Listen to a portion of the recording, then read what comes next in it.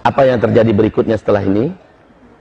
Menurut hadis Nabi ya, kita lihat nanti bulan Ramadan masih dilarang nggak orang melaksanakan ibadah umroh? Kita lihat nanti. Kalau masih dilarang, lampu kuning dah tuh. Itu kuncinya. Lampu kuning. Kalau berkepanjangan larangan ini sampai ke musim haji, demi Allah itu lampu merah.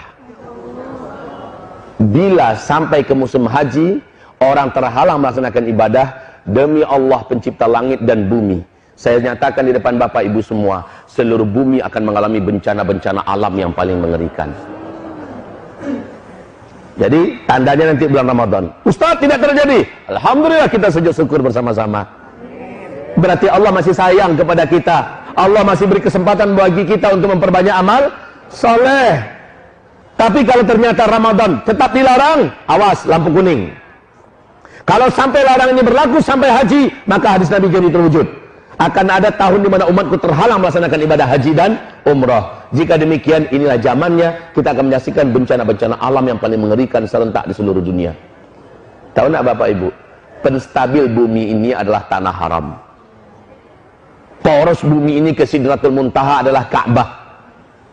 Penyeimbang bumi ini adalah orang-orang tawaf di sekitar Masjidil Haram.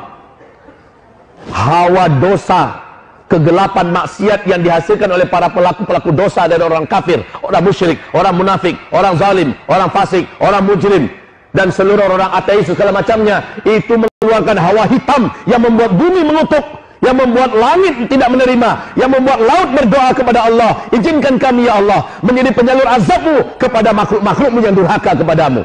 Setiap para pelaku dosa mengeluarkan hawa hitam yang mengerikan, Pak, dan ini membuat bumi tidak rela Allah dimaksiati. Bumi berdoa kepada Allah, yang membuat laut tidak rela Allah dimaksiati. Laut berdoa pada Allah, minta izin kepada Allah agar Allah izinkan mereka mensunamikan bumi ini. Udara juga tidak rela untuk dihirup. Langit juga mengutuk, minta izin pada Allah agar turun petir dan segala macamnya. Ibarat Allah yang kami muliakan, selama ini Allah masih tahan-tahan, tapi ini akhir zaman, Allah tak akan tahan lagi. Nah, yang mampu menjinakkan bumi adalah selama orang masih tawaf di sekitar Ka'bah, selama orang masih umroh ke Masjidil Haram. Pahala di sana dikali lipatkan oleh Allah 100.000 kali lipat, supaya mampu mengimbangi hitamnya hawa dosa yang diciptakan oleh manusia-manusia yang jahat. Ketika hawa murni yang begitu putih dan bersih keluar dari amal soleh orang-orang yang beramal di tanah haram, maka itulah yang menstabilkan bumi ini, Pak. Ini penyeimbangnya. Tapi sekarang orang sudah dilarang untuk melaksanakan ibadah ke tanah suci gara-gara virus corona. Hamba-hamba Allah yang kami muliakan, maka bencana apa yang akan dialami oleh kita? Saya khawatir kalau ini panjang dan lama. Kalau sempat sampai Ramadan, sudah lampu kuning, akan dimulai berbagai macam kegaduhan yang dahsyat dan bencana-bencana yang hebat. Dan kalau sampai musim haji selesai sudah, siap-siaplah kita bertemu dengan Allah dalam berbagai bencana besar yang akan terjadi. Perbanyak amal soleh dari sekarang. Kuatkan doa. Ya Allah, hentikan corona ya Allah. Selamatkan kami dari bencana ya Allah. Selamatkan iman kami ya Allah. Wahai Bapak Ibu yang kami muliakan. Dan kalau Allah hentikan, Allahur Rahman, Allahur Rahim, Allah yang maha menjaga dan memelihara kita. Tapi kalau masih berkepanjangan, inilah hadis Nabi yang jadi kenyataan. Dan di waktu yang bersamaan, kelangkaan pakan terjadi. Apa yang saya katakan tadi, kelaparan merata di mana-mana. Orang akan menjadi brutal dan membunuh demi makan, minum. Dan saat itu solusi bagi orang-orang yang beriman adalah, kata Rasulullah SAW, wahai Bapak Ibu, berarti tak lama lagi hantaman meteor menabrak bumi. Dan ini menimbulkan dukhon, tanda besar kiamat yang pertama. Sebelum itu terjadi, kata Rasulullah SAW, akan ada pertanda lagi. Bila penguasa Mekah Madinah, ketika mati seorang penguasa yang memimpin Mekah Madinah, lalu 3 orang pangeran berebutan memperebutkan jabatan kekuasaan. Untuk sementara informasi bagi Bapak Ibu, 3 pangeran yang sangat berkuasa di Arab Saudi sekarang lagi perang dingin, menunggu Raja Salman meninggal, adalah Pangeran Mut'im bin Abdullah, anak kandungnya Raja Abdullah yang memimpin Arab Saudi sebelum ini. Yang kedua anak kandungnya Raja Salman sekarang, Muhammad bin Salman. Dan yang ketiga adalah Khalid bin Talal, orang terkaya dan termasuk orang yang cukup kuat sekali di Arab Saudi, punya militer juga. ini 3 orang ini siap-siap untuk saling berebutan kekuasaan. Ketika Raja Salman nanti tiada. Sekarang kondisi Raja Salman di usia 84 tahun sudah sangat lemah, penyakitan, tunggu mati. Kalau mati, 3 orang ini kita lihat. Kalau sempat mereka berkelahi, berebutan kekuasaan, maka apa yang digambarkan Nabi di akhir zaman terjadi di masa kita.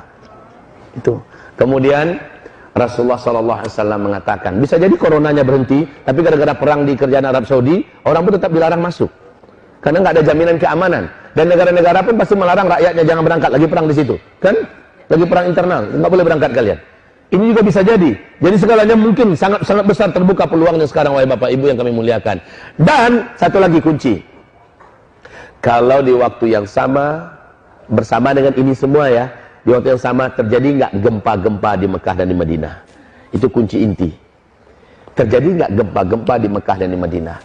Mungkin tidak gempa terjadi di Mekah dan Madinah. Mungkin. Kenapa? Bisa jawab? Jawabannya benar, Pak. Tapi kenapa? Bisa jawab tidak?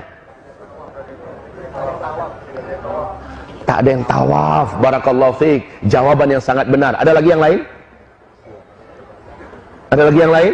Jawabannya sudah sangat benar. Karena sudah tidak ada yang tawaf. Wah Ibu, kita waktu kecil sering main gasing kan?